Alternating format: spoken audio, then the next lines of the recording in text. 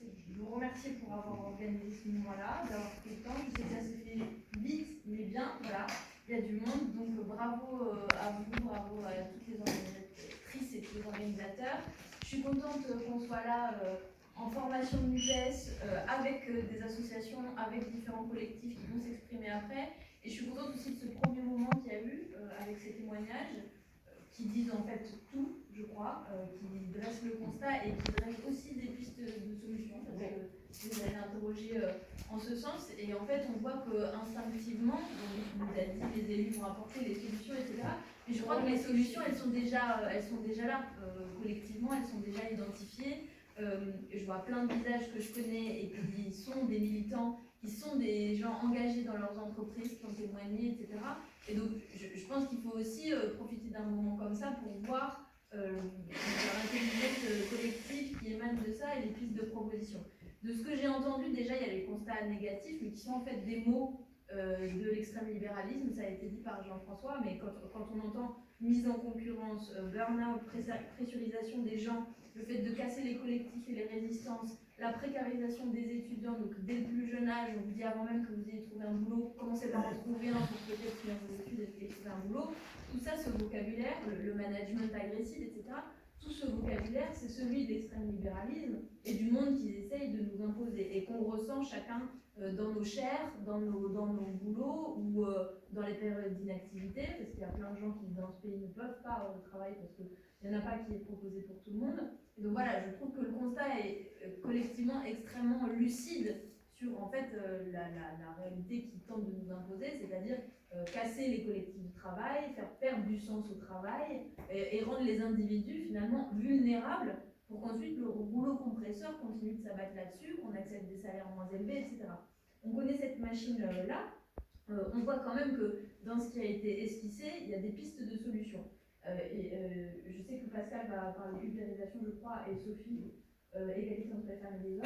J'aborde pas ces sujets. Non, c'est ce que moi je dis, mais on verra chacun ce que chacun veut dire. C'est bien aussi. Ce que j'ai entendu, c'est la question des salaires qui est primordiale. C'est-à-dire qu'il faut que le travail soit rémunérateur. On est dans un contexte d'inflation avec des chiffres, c'est des plus 170% sur des aliments absolument essentiels, la farine, l'huile, des choses qui servent à nous nourrir tous les jours. Et face à ça, le travail est peu rémunérateur. Alors ils nous ont vendu différentes arnaques, différentes primes. Avec Sophie à l'Assemblée nationale, on a assisté à ça et on a essayé de se battre contre depuis le début du mandat. Mais le fait est qu'ils mettent toujours moins de valeur dans le salaire qui rémunère et toujours plus à la carte, au bon vouloir des employeurs, des petites primes qui ne font pas la maille et qui ne suivent pas l'inflation. Donc la réalité, elle est économique, du fait qu'on ne peut pas vivre avec les mêmes salaires ou avec des salaires qui augmentent pas assez vite. Ensuite, la deuxième question, je crois, qui a été esquissée, c'est la question de la formation, qui revient aussi à quel projet de société on vit. J'ai entendu monsieur nous dire, moi j'ai des savoir-faire, des compétences qui sont utiles, notamment vis-à-vis des nouvelles énergies, notamment vis-à-vis de la bifurcation écologique en fait, des énergies renouvelables, etc. Moi j'ai déposé une proposition de loi à l'Assemblée nationale quand on a étudié le projet de loi sur les énergies renouvelables pour qu'il y ait de l'industrie en France sur ces énergies renouvelables. Parce qu'aujourd'hui, je dévie un peu mais c'est très concret, aujourd'hui les panneaux solaires c'est en Chine qu'ils sont produits et ils sont importés, les éoliennes c'est en Allemagne qui sont faits et qui sont importés.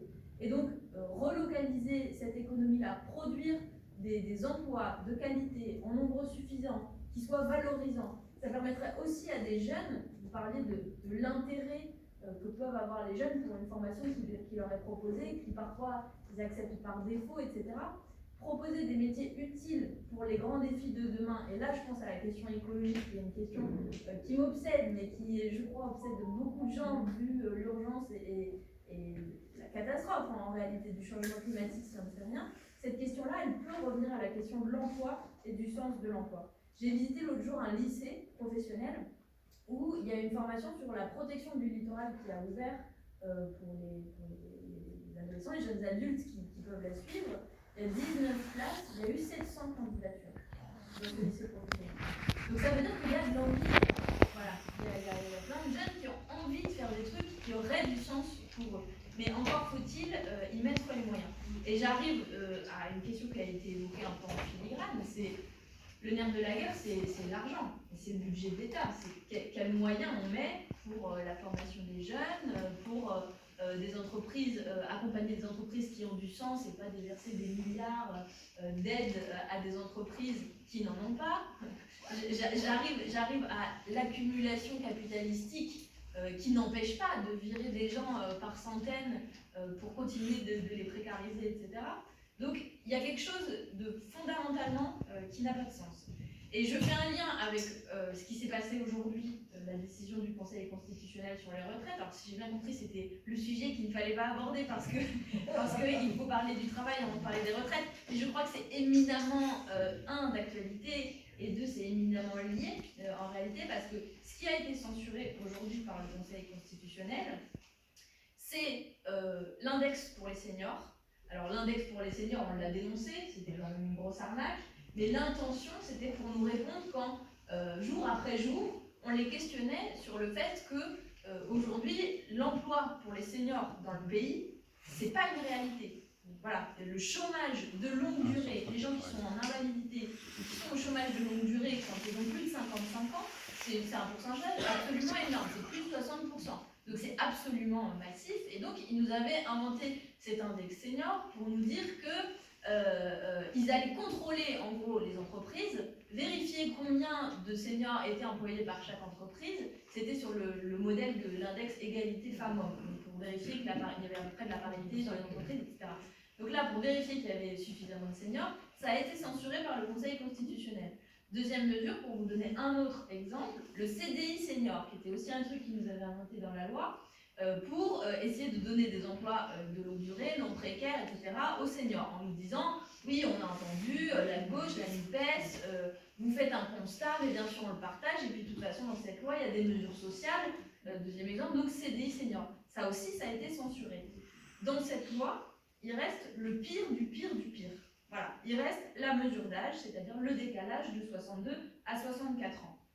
Et ça dit des choses aussi sur le travail, parce que dans notre camp politique, on a toujours fait des conquêtes sociales qui allaient dans le sens de la réduction du temps de travail.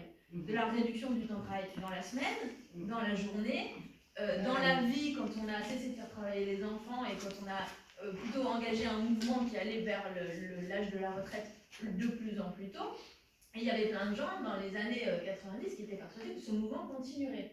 Et là, ils ont opéré le chemin inverse, c'est-à-dire qu'ils veulent nous faire travailler jusqu'à 64 ans, puis ce sera encore davantage et davantage. C'est pour ça qu'on met autant d'énergie dans le fait de combattre cette loi, et que, je vous avoue, je ne mettais pas tous mes espoirs dans le Conseil constitutionnel, dans M. Fabius, M. Juppé, etc. Mais il n'empêche qu'il y avait des constitutionnalistes dans le pays, donc les gens qui sont spécialistes de la Constitution, qui disaient qu'ils auraient les moyens juridiques de censurer cette loi.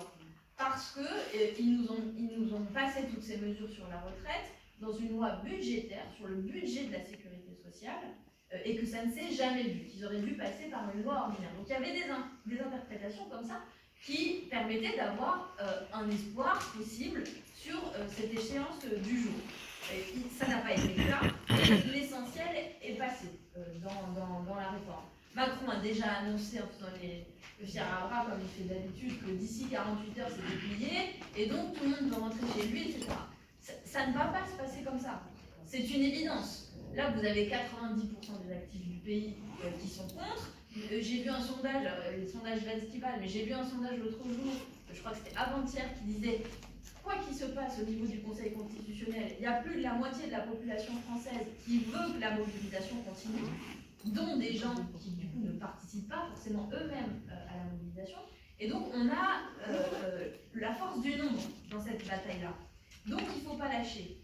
L'intersyndicale, il y a plusieurs personnes qui se sont exprimées au nom des syndicats, c'est pas mon rôle, mais elle joue pleinement son rôle, elle reste unie, elle reste déterminée, elle a annoncé un 1er mai qui serait combatif, donc il y a de la suite dans la mobilisation.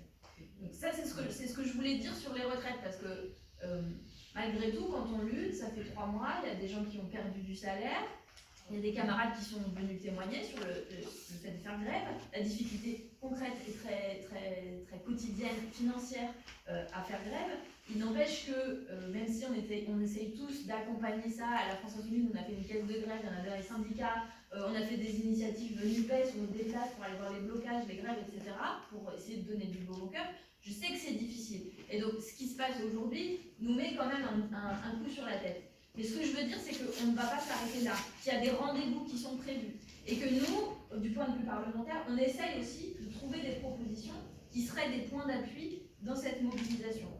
Je pense au RIP, donc c'est le référendum d'initiative partagée, qui est le fait de faire signer très massivement les gens pour ensuite qu'il y ait un référendum sur cette loi. Il y a d'autres personnes de la NUPES, j'ai vu Olivier Faure aujourd'hui qui proposait une pétition. En tout cas, on veut que le grand nombre continue de se sentir concerné par cette mobilisation parce qu'il ne faut absolument pas lâcher là-dessus. Et ensuite, ce que je voulais dire pour terminer, c'est que je vous ai parlé donc de la réduction du temps de travail dans la semaine, dans la vie, etc. C'est un mouvement historique. Mais il y a d'autres droits qui sont à conquérir.